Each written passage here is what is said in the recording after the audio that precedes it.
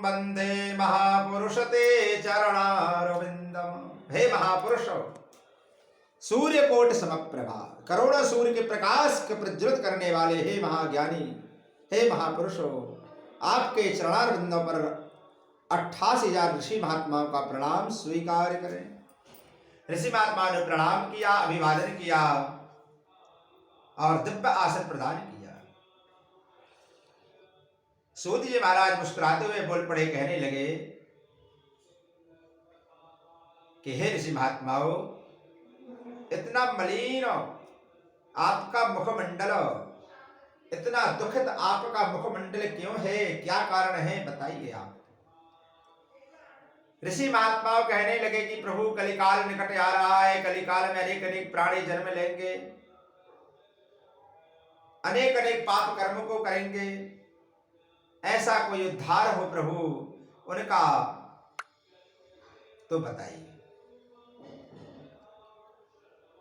ऐसा मानव जन्म लेगा जो मानव पाप में रत रहेगा, पुण्य को कम करेगा, दान को कम करेगा, मर्यादाओं का पालन कम करेगा, अपने से बड़ों की मर्यादाओं का पालन नहीं करेगा, शास्त्र की कथाओं पर ध्यान नहीं धरेगा, शास्त्रीय कथाओं पर मानेगा नहीं, ब्राह्मण और गुरु की निंदा करेगा, ऐसा मानव इस कलिकाल पर होगा प्रभु। इनका उद्धार करने के लिए कोई ऐसा उपाय, जप तप स्वाध्याय बताइए, उनका उद्धार हो सके।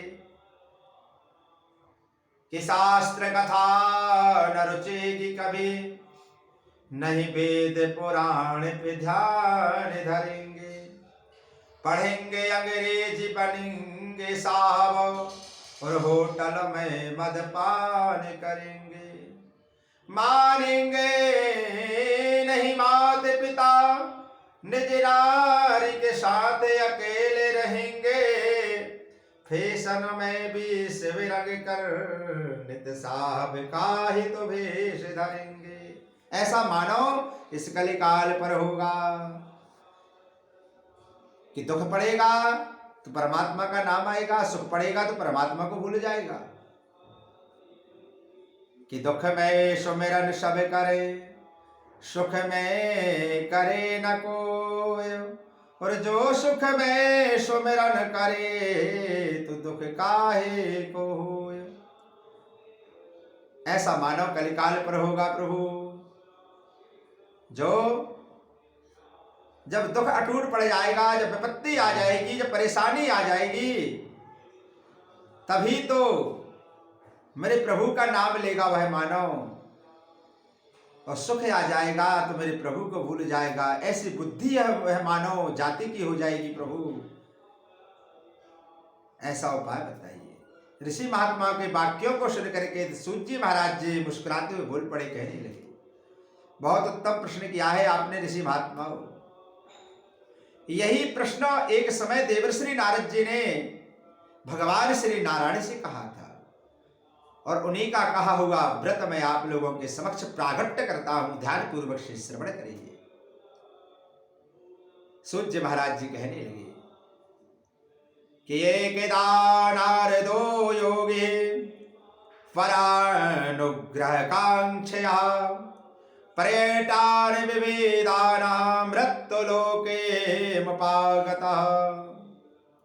देवर्षि नारद सभी लोकों पर भ्रमण करते हुए अंततः मृत्युलोक पर आए। मृत्युलोक पर देवर्षि नारद जी ने देखा कि मृत्युलोके जना सर्वे, और नाना क्लेशमन्विता, नाना योनिषमतपन्या क्लेशमान सुकर्म भी।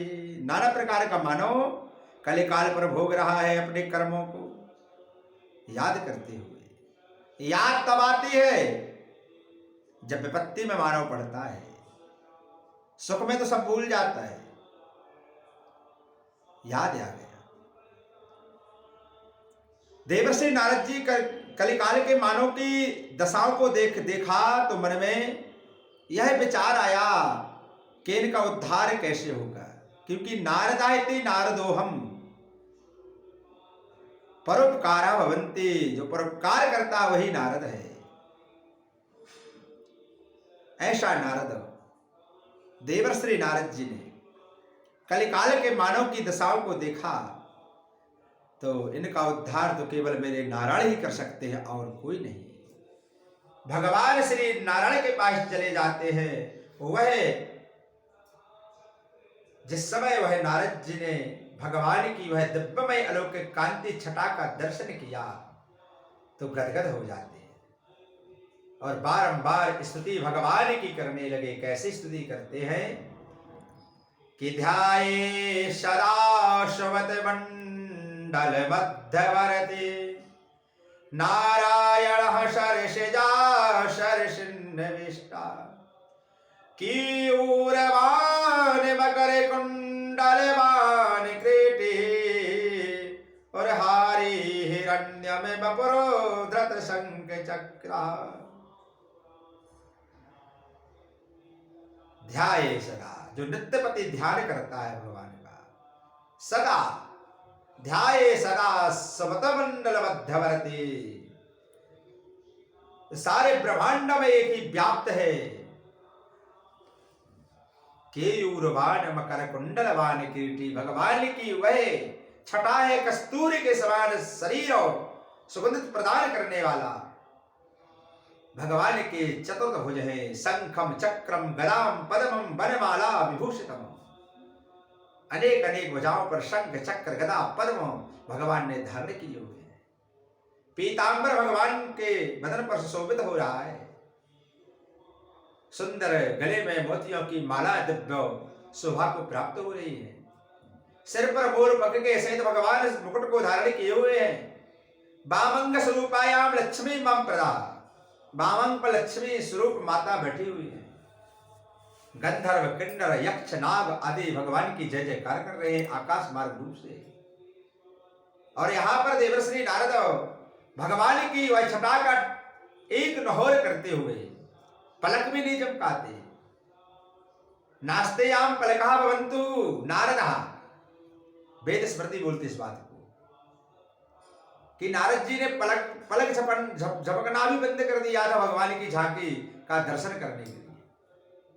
सब कुछ भूल गए, कहाँ आया क्यों